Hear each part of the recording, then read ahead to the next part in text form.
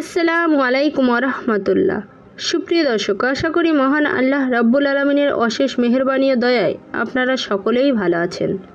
প্রিয় দর্শক, হযরত ইবনে জাওজি রাদিয়াল্লাহু তাআলা হতে বর্ণিত আছে, হযরত সাব রাদিয়াল্লাহু এবং হযরত আউফ রাদিয়াল্লাহু এর মধ্যে খুবই আন্তরিক ও ভালোবাসাপূর্ণ সম্পর্ক ছিল। কথায় কথায় একদিন হযরত সাব রাদিয়াল্লাহু আউফকে বললেন, হে ভাই, আমাদের মধ্যে যে প্রথম ইন্তেকাল করবে সে স্বপ্নে এসে নিজের অবস্থা বর্ণনা করবে। আউফ রাদিয়াল্লাহু ইনশাআল্লাহ বলে তার কথাকে সমর্থন জানান। ঘটনাচক্রে আউফ রাদিয়াল্লাহুর পূর্বে সাব রাদিয়াল্লাহু এর ইন্তেকাল ঘটে। তখন আউফ এক রাতে স্বপ্নে দেখেন সাব তার নিকট এসেছেন। তিনি স্বপ্নে সাহাবের নিকট জিজ্ঞাসা করেন, সাব, আল্লাহ তাআলা তোমার সাথে কীরূপ ব্যবহার দেখালেন?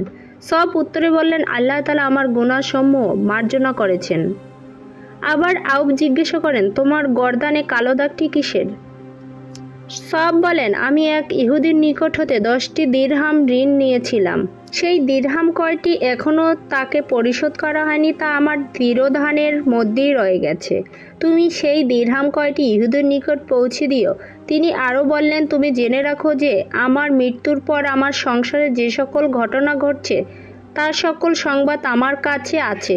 এমনকি আমার বিড়ালটি যে মরে গেছে অমুক দিন তাও আমার কাছে সংবাদ আছে। আর এ কথাও তুমি জেনে রাখো যে কিছুদিনের মধ্যে আমার মেয়েটিরও মৃত্যু হবে।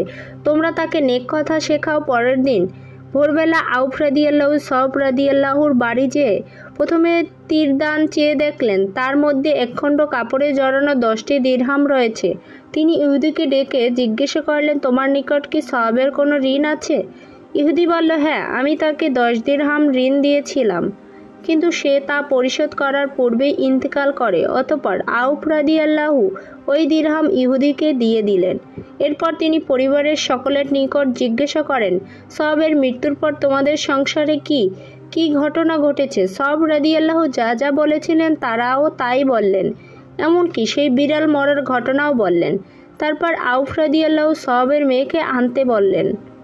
মেয়েটিকে তার নিকট আনা হলে তিনি তার মাথায় হাত বোলাতে লাগলেন। মেয়েটি রোগাক্রান্ত ছিল, তাকে অনেক নেক কথা শোনালাম। অন্য আরেকটা ঘটনায় দেখা যায়, হযরত সালমি রাদিয়াল্লাহু বলেন, একদিন আমি উম্মুল মুমিনী হযরত উম্মে সালমা রাদিয়াল্লাহুর নিকট গিয়ে দেখলাম তিনি কাঁদছেন।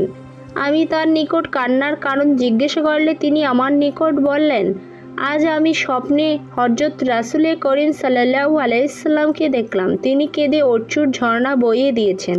তার মাথা ও দাড়ি মোবারক কর্দমাক্ত হয়ে গেছে। আমি জিজ্ঞাসা করলাম, ইয়া রাসূলুল্লাহ, আপনার অবস্থা কি? আপনি কাঁদছেন কেন? হযরত নবী করিম সাল্লাল্লাহু আলাইহি সাল্লাম উত্তরে বললেন, আমি কারবালার ময়দানে গিয়েছিলাম। সেখানে আমার আদরের দুলাল হোসাইনকে জালেম শাসকবৃন্দ অন্যায়ভাবে শহীদ করেছে। বাস্তবেই হয়েছেও তাই। উক্ত দুটি ঘটনা থেকে আমরা বুঝতে পারি, মৃত ব্যক্তি যদি স্বপ্নে এসে কিছু বলে যান তবে তা বাস্তবও হতে পারে।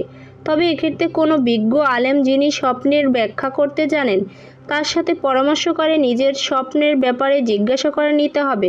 এরপর তিনি যে পরামর্শ দেন তা মেনে চলতে হবে। মনে রাখতে হবে, আল্লাহর হুকুম ছাড়া কিছু হয় না। আল্লাহ আমাদের সবাইকে হেফাজত করুন, আমিন।